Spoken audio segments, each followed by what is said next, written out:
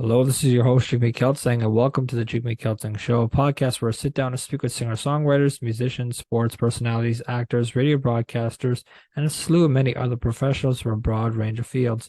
In this newest conversation, Canadian country singer-songwriter, multi-instrumentalist Jessica Sevier talks about her newest single, Legends of the Summer, old trinkets collection, love for thrift shopping, experience participating in the Canadian National Exhibition Rising Star competition, and more, as well as how she defines her music. Now, with that being said, I hope you enjoyed the episode. Hello, Jessica. Welcome to the show. Hi, I'm so happy to be here. Thanks for having me. Well, I guess it was fitting enough where before we even started recording, that we had to get cozy here, and I guess of having a home studio there, plus I guess with the winter season now, um, hmm fully approached, I guess, it's got to be. I guess, how do I phrase this? I mean, it's got to be more comfortable nowadays where you're now situated at home. In I guess the warmth, I guess is how I Yes. would put it. Um, how are you sort of keeping yourself cozy, if you don't mind me asking that? Yeah, I mean, I have a lava lamp that I always have on, which brings out like the best just warmth and like light. It's orange, and orange is my favorite color, so it just brings like an orange room, and that's the one thing that keeps me cozy in the winter. Lots of blankets. I love sweaters and socks. When I'm at home, when I'm out, I'm wearing my full 70s get up, all my fun clothes. But at home, yeah, you'll catch me in some fuzzy socks, a big blanket, and cozying up on the couch with my lava lamp.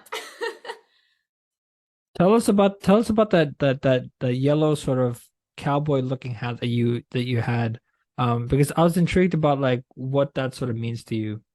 Yeah, I've always just been really into fashion and accessories and all that sort of stuff. I love to just, you know, turn heads when you walk in a room kind of thing. Like, oh my God, she's like fully dressed up, and like just always be the best dressed in the room is something that I love to do. It just gives me so much confidence. I'm a really shy person, naturally, so to dress up and feel really good is something that gives me more confidence going into a room of full of people. So that hat, that yellow hat, I mean, I love the color yellow and orange. And I think it's a really bright and beautiful color. So that hat is one of my favorites. I love that hat. I love hats in general.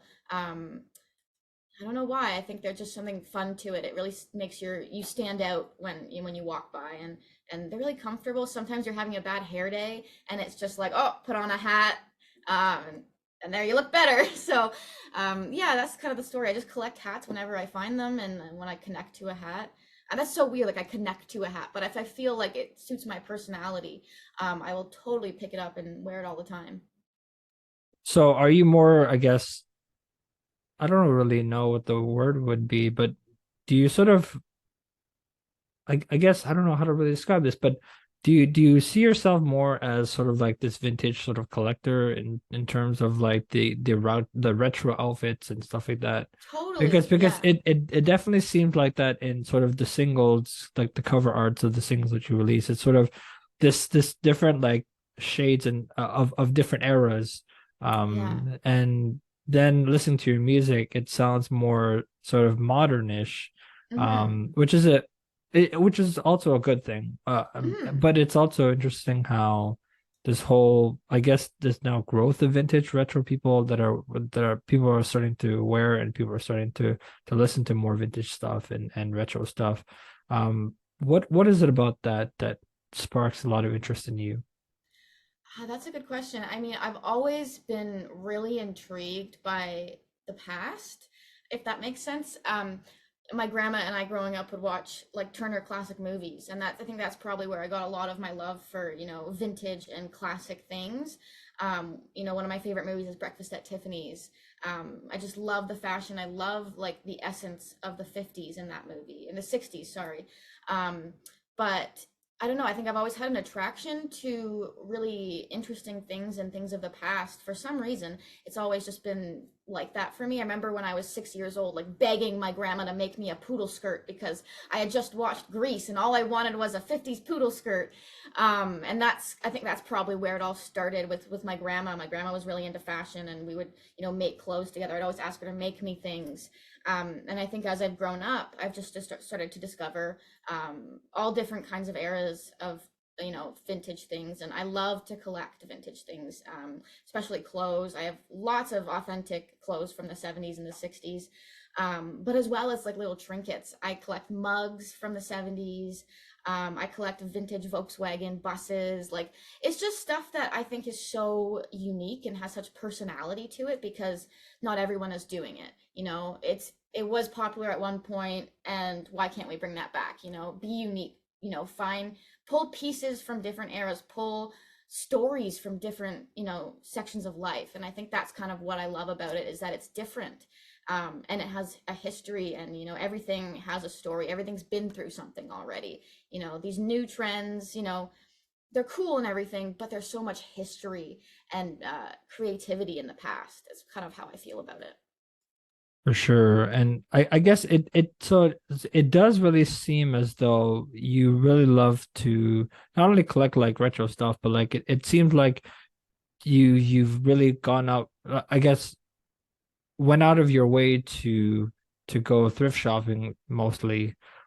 Because you don't find a lot of people who collect those little trinkets and stuff like that, because that's like more of like the paranormal stuff things that like you sort of see and shows and stuff. Totally. But like, what is it about, I guess, thrift shopping for you that resonates with your life, and what has been like the most fascinating thing that you found while shopping around? Ooh, that's a good question. I love thrift shopping. I think one, because I can go do it with my friends. Like, my friends and I will go have a good time doing it and sorting through tons and tons of things and stuff like that. My mom loves to go thrift shopping with me, and she'll help me pick out outfits too. Um, yeah, like, it's just such a cool thing to look through kind of somebody else's life, kind of through the clothes, and like, oh, like, I kind of imagine who would have worn this in a past life and what they were doing in it. And I think there's a story there. Um, I think my favorite thing I've ever thrifted, I was at the CMAOs in Hamilton, and there's my favorite store ever, my favorite vintage store. It's called Vintage Soul Geek. If you guys hear this, shout out to you guys. You guys have the coolest clothes ever. But I found this coat, almost like it's like a wrap of coat, some long coat of some sort. I don't know what I'd call it, but it's um, embroidered with gold threads. It's this beautiful black coat with gold on it. And funny enough, I had a matching shirt at home that I had thrifted a couple months earlier. So to me, this was like, this is calling my name. Like, I just bought the matching shirt earlier. How did I find two pieces that look like they're from the same set? So of course I had to buy that. So it felt like it was meant for me. It was made just for me, and it fits me perfectly, and it is my favorite thing that I've ever thrifted because it is just so cool that it matched a shirt that I had bought a couple months earlier. And oh, it was just such a cool experience to find something that felt like it was made for you. Vinyl records. Do you collect them? I do. Yes, I have many, many vinyl records. I used to go every Sunday to the record store when I was a teenager and pick out a new record. They're just so fun to listen to. Do you do you mind sharing your vintage vinyl collection? It's not here. It is, if it's upstairs in my room, but some of my favorites would probably be Born in the USA, Bruce Springsteen, Nothing Matters But What If It Did, John Mellencamp. I actually love Olivia Newton-John. So her album Totally Hot, I have that on vinyl, and it's probably one of my favorites too. If I could show you a bunch, I would, but they're just not in this room with me. For sure. Well, I mean, I collect a lot of records on my of my own here. I went record shopping yesterday at Valley Village, Amazing. and Oh, amazing. I mean, they have, for people who are unfamiliar with Valley Village, it's probably you're probably not going to get the best records there just because it's more of a thrift store. You probably want to go to an actual, I guess, an actual record store to find Hmm. records. But I went yesterday to go see records just to see what was out there. And I had this one vinyl record that came right to me. And it was Patti Page's record with her hits Mockingbird Hill and Tennessee Waltz. Amazing. And it was a song that like I didn't know before because someone else recommended me to listen to it. And as soon as I listened to it, I was like, that's one of my favorite songs now. And then so now I'm like, it's hard to find vinyls that are like Patti Page and stuff like Mhm. that nowadays. But finding it, I was like, I'm taking that one. That's a Yeah. definite, yeah. Yeah, sometimes you Um, just find these gems and you're like, "Oh my God, like I need to take this home." Funny thing, I was actually I had seen Carole King's Tapestry. Um, but the only problem was I don't know I don't like how people do this, but like some people just take the CD alone and they'll leave the cover art Oh, behind. right. So I found the Tapestry vinyl, but people took the CD out of it Mm. and it was just the cover art. I was like, Oh, and like, damn. why do you do that, man? If you're just gonna take the Yeah. CD, take the cover art with you. Just yeah, that's such a that ruins it for somebody else when they come and they thought they found this vinyl and then it's gone. They took the record. Oh, thanks. But Yeah, yeah, sometimes record like I mean I think vintage shopping and thrift shopping in general it can be hit and miss. Sometimes you go and you find nothing or there's something that you love but there's a rip in it or like it's kind of the same thing. Like sometimes you can be disappointed with what you find, but you know, the other times you find the coolest things ever. So you kind of have to go in with a mindset of, well, I could find something really cool, but if I don't, next time. what's the coolest thing that you've ever found? Um, Definitely that coat is super cool. Um, that's such a hard question. I mean, I was on my way to a gig once and I had stopped to get some food and I went into this store and I found these Volkswagen buses sitting there. And I said I collect little Volkswagens because I drive a Volkswagen. I've always driven Volkswagens. I love them. I actually got to do an event for them this summer, which was super cool. I got to partner with them, which kind of came full circle because I love Volkswagen. But yeah, I found this little vintage looking Volkswagen bus and it was blue. And I was like, oh my God, this is so cool. And it was like $10. I was like, I can't pass this up. I had stopped here on a whim on my way to a gig to sign. I got it. I got to pick it up. So now it's sitting on a Volkswagen bus, on top of a Volkswagen bus in my little collection. There's a few of them in that little corner, but that was really cool to see and find on my way to a show. For sure. And talking about shows, I didn't know this about you, but you sort of joined a competition show. Mm-hmm. Um, well, I guess multiple competition shows because it was interesting enough where you went on this competition show called The Shot, Mm-hmm. remastered in 2020. But then you also did this Canadian National Exhibition Rising Star competition. Mm-hmm. Um, what was that like? Because I know that competition show like inside and out because Mm-hmm. I've seen it while being there. Oh, amazing. What was it like participating in that competition and what did you learn from it, I guess? Yeah, so both of those things, they were both during COVID, which was really interesting. It was 2020, we were all locked at home, and I had auditioned for these things, and I got in, and we were all stuck at home. So it was kind of like, what do we do here? So it ended up all being like video based, and you like submit things, which was super cool, and everything was like zoomed. Uh, so on the shot, it was really cool. I got to, you know, perform and we do like little tasks and competitions throughout the thing. And I ended up actually getting to meet a lot of the people afterwards once the restrictions were kind of lifted and we all went on a songwriting retreat together, which was really cool. And the C&E competition, I wish that was more in person because I didn't really get to do much with it. It was, you know, record a video and send it in, and you know, people watch the videos and they got to do that. So I think I learned a lot about, you know, what goes into a performance and how to make it interesting online, you know, especially just a video. Because, you know, when you're in person watching a live show, there's so much energy in that room and you're like, oh my God, this is great.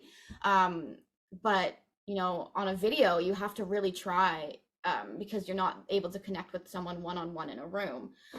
So I think I learned a lot about, you know, performing to a camera. an interesting skill, but I think it will come in handy in the future, when things become, more digital, and in the technology age we live in, who knows what things are going to be like in the future. So I think it was a really cool experience to learn that, to be prepared for things, especially like Zoom interviews. I got to learn how to use Zoom, and Zoom writing. I do a lot of writing with other artists over Zoom. So I think it really helped me, advance in the career where I already knew kind of what was going on. But it was a really cool experience. I got to meet some cool people and talk to some cool people, and some more people heard my music. So that's all it's about, really. For sure. And and also I feel like things like that sort of help you sort of connect with other people in the industry Hmm. as well. Like most recently I had this I was just scrolling through Instagram, and social media, like it can be a very negative place or it can be a very positive place. Totally. Because it's a mix of both. And when I'm scrolling through Instagram, and I'm like looking through different people that I want to bring on my show, and I'm like scrolling through, seeing if there's any interesting people that I would love to talk with. Hmm. Then I stumbled upon this person that I had already a connection to before because of another person I had on the show, who's a Hmm. friend of hers. Um, I looked at her Instagram and I said, "Who is this lady and why is she fascinating?" Yeah. Um, Come to find out, she co-wrote Celine Dion's "Courage." She co-wrote Celine Dion's "Flying on My Own." Wow. She's co-written a lot of songs for Eminem. Um, Wow. and so I reached out to her. I actually reached out to one of my friends that I had on the show, and I said, I would love if you could kindly send me your contact info. I would love to get in touch with her and have her on the show. Um, Hmm.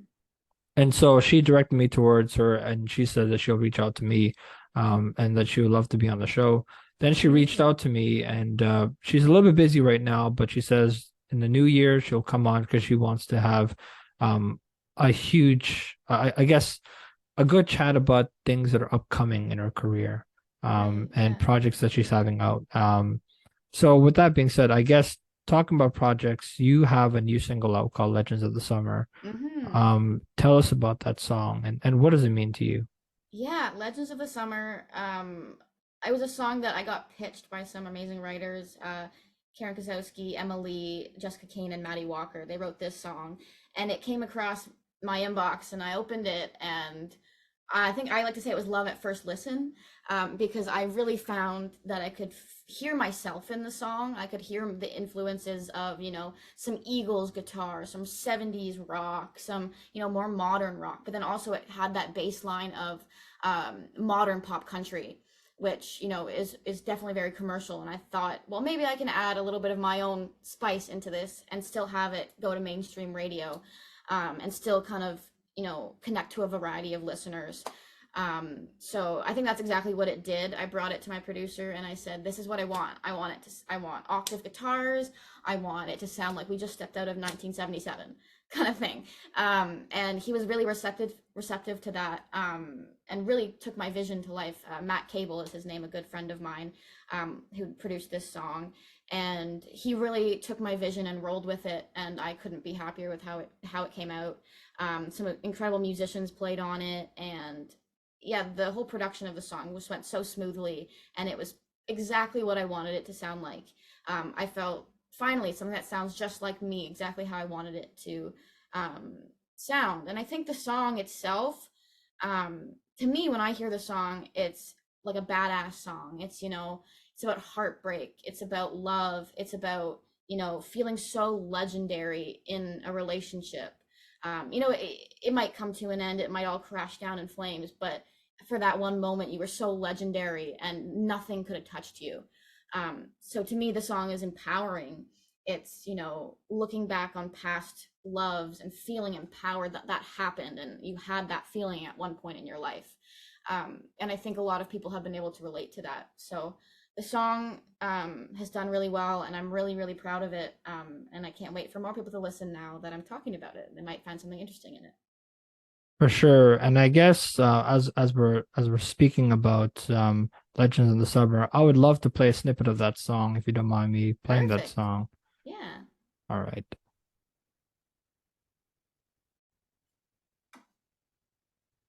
We were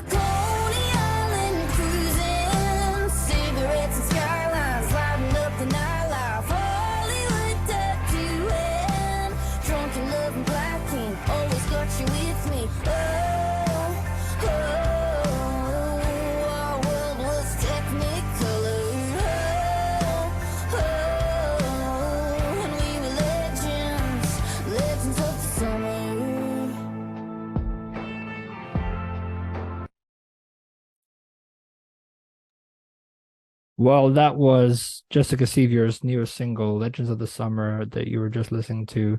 Um, it's kind of interesting where it's sort of this, as we are talking about before we even started recording, about how this song sort of is like Lady A vibes, where it gives you this fusion of country, but like also this fusion of rock and influenced based as well. Mm-hmm. Um, but it also speaks to the volumes of what we were talking about earlier about your love for vintage and sort of collecting the trinkets and stuff like that, and the retro themed sort of Mm-hmm. outlook on it. And you sort of said that to me, Legends of the Summer is a song reminiscing on first loves when everything feels so intense. The euphoria of teenage romance makes you feel unstoppable, even legendary, until Mm-hmm. it falls apart. This song unravels the rose-colored ideals we have in the back of our minds from those times. I think we all know that these relationships aren't real life. It's a freedom we will never have again, and that is what makes young love so legendary. I Mm-hmm. mean, w- hearing that back and sort of and listening to that track, what are you most proud of from creating that song, and what was it like? I guess what was it like making that song? Um, I think it definitely brought a lot of emotion to the table for me to sing it, you know? Like I've definitely loved and lost and experienced a lot of teenage romance and unstoppable love that you think is going to last forever. I've had my heart broken a few times, and I think um I tried to really portray that in the vocals and, you know, tried to give everything I had into this song. There's a sense of urgency I feel with this song. It's like you're reaching and reaching for this feeling that you're never really going to feel again. And I really hope that people can hear that, the urgency that is kind of pushed throughout the song.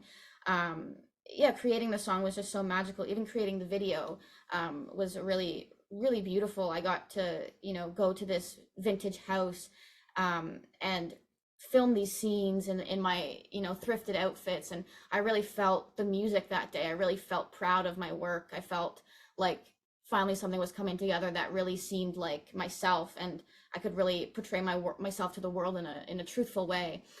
So I think going with a vulnerable song like Legends of the Summer, which you don't think it would be a vulnerable song when you hear the title, but I think in the words it really is a vulnerable song when you pick it apart. Um, and I think to do that, really bring myself into it was really special, and I really hope people can see that and hear that. And I think people are connecting with it because it has done so well for me, and I think it was just a beautiful experience overall to create the song for sure. Well, I guess also talking about what you want people sort of to take away from it. Here's something that you said about that. And you said, I hope my fans can see my growth in myself as an artist. Legends is a project where I really stayed true to myself and brought in lots of inspiration from the 70s.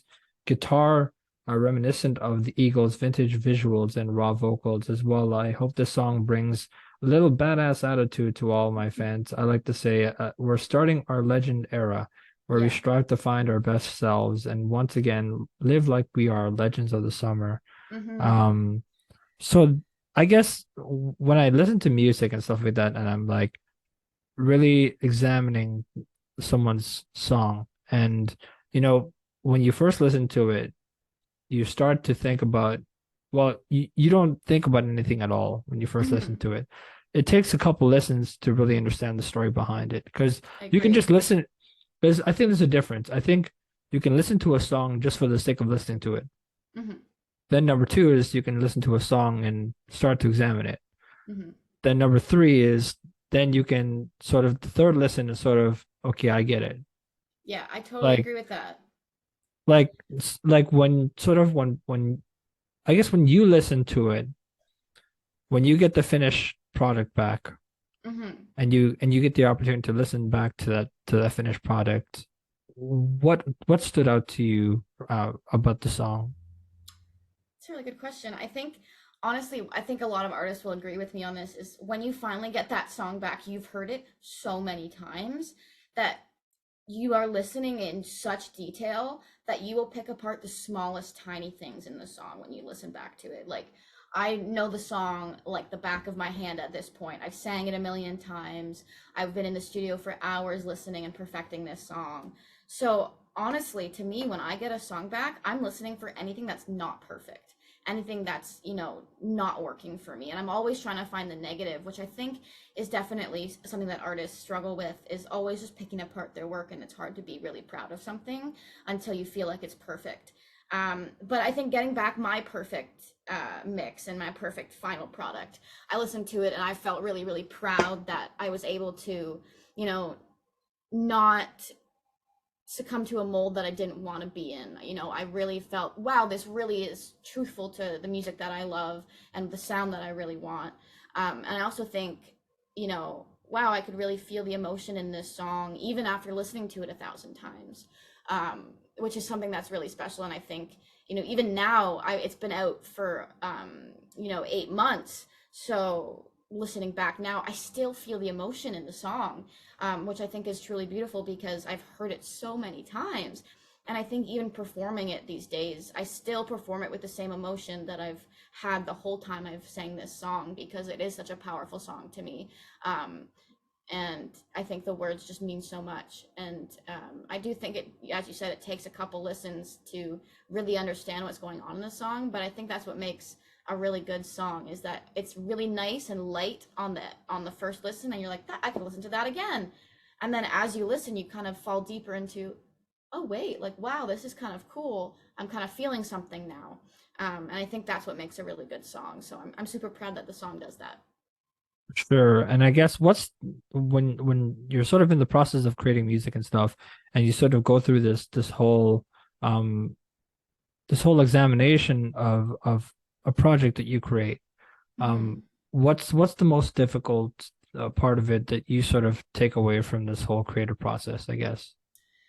I think, especially with a song like this that was pitched to me that I didn't write, um, definitely something is like connecting to the words that are written on the page. Luckily, it was pretty easy for me. I felt like I connected to this song well, but it is tough to put yourself in those writers' shoes and imagine what they were thinking this song was going to be like. So that's definitely one of the tougher parts of taking a song that from another artist that wrote it. But also, I think with any song, finding the right groove or the right vibe for a song is always the hardest part. You want it to be one thing, but maybe the song isn't structured in that way and it's meant to be some other way. And you might fight the creative differences with somebody else. But I think that's probably the hardest part of writing a song is, how am I going to present this to the world? What package can I put this in for it to sound the way I want it to, basically? Um, and I think having the right people to work with, Matt, on this song, Matt Cable, definitely didn't fight me on what I wanted, was like, I see your vision, let's do it. But there has been, some instances where I'm making music and my producer's like, I don't think that's the right idea. And I'm like, okay, well, like, let's figure it out. Let's do that. So I think having, people who really get your vision is really important part of the creative process. For sure. And I guess this whole thing about, I guess, the creative process is, especially like when you watch a TV show like Songland, for example, and who features Ryan Tedder, Shane McAnally, and Esther Dean. I think that's what her name is. Mm-hmm. And it's so interesting how I was watching the Bebe Rexha episode, Mm-hmm. and it was the episode where she wanted an anthem for the Tokyo Olympics. And she wanted something that makes you want to go harder, makes you want to push for the gold. Mm-hmm. And this artist named Anna Graceman came out with a song called Gold. And her melody was amazing. But the hook was all in the wrong places, where it didn't really sort of, it doesn't punch you in the face enough. Yeah. No, it's sometimes you need a song where, especially for the Olympics, you gotta make it a little bit more grimier. You gotta make people feel like it's an Olympic Mm-hmm. song, and make people feel like it's in their veins. Mm-hmm. Totally. Um, and so it was interesting how B Rexha was sort of just mentioning, I would love like some like dirty electric guitar in there, or some like dirty grimier drums in there, to make people Mm-hmm. feel like there's now an elevated sort of sound to this song. And now it's like, now I feel like I'm a winner. Mm-hmm. Now I feel like I can now push for that gold and Yeah. and go over the top. Um, and so as we're talking about the whole creative process, I guess, when do you feel like when you, I guess when you pitched a song, and that's the thing, I feel people don't understand that process of like, Yeah. songs that people write are typically not originally written by them. Mm-hmm. Somebody else writes it, then they just pitch it to other artists. And Mm-hmm. if it speaks to them, they'll take it and they'll cut it. If it doesn't, then they just move on and pitch it to other people and see if they would take it. Mm-hmm. But for Legends of the Summer, when you were pitched that song, um, why did it speak volumes to you? Yeah, I think as I said, love at first listen. There was I could hear myself in the song. I loved the vibe that it was giving. The demo was really, really good. They always say don't get stuck in demoitis, don't fall in love with a demo because it's just a demo. And really listen to the context of the song. But I think to me the context was there and the love for the demo was there, and I could hear exactly what needed to happen to the song. I could hear the guitars, I could hear the drums, I could hear myself on it, like singing it. I could hear my vocals, in the song, and I think that was really important. I felt a connection with it, so it wasn't going to be all that hard for me to, sing it and really feel like I was emoting the song properly. So I think those are all, aspects of why I said yes. Everybody on my team liked it and was like, this could be the perfect transition song from pop country to rock country, which I'm really excited to be doing. We have some really, really cool things that were in the works right now that's leaning more into that rock country vibe that Legends kind of dips its toes into. So I think those are all reasons why we took it, it was true to who I was, and it was a great transition song. The lyrical content was there, and I love the writers on the song, and I've worked with them before, so it was just incredible to be able to get another song from them that was just so good. Sure. And like, I guess clarifying this whole genre thing, because I feel that's an interesting conversation to have. Um, I guess just briefly going over it for people who don't understand, like to me, I look at country and people ask me like, do you think country is still country? And I'm like, yeah, in what terms though? Yeah, Like it depends on how you look at it because everyone has a different perspective on it. But for me, I look at it as country is no longer your traditional steel guitar country anymore. totally. It's now more of the fusion of country pop now. It's more mainstream based of what you're seeing on the radio. Hmm. Um, and same thing with like I can mention this all day long about how Taylor Swift was um people say, well, is she still country? No, she's not No, country. She yeah, grew up with country roots because she had her first start in Nashville. That's how people get their starts. They yeah, go to Nashville, they go to Bluebird Cafe. That's where they start all their gigs from.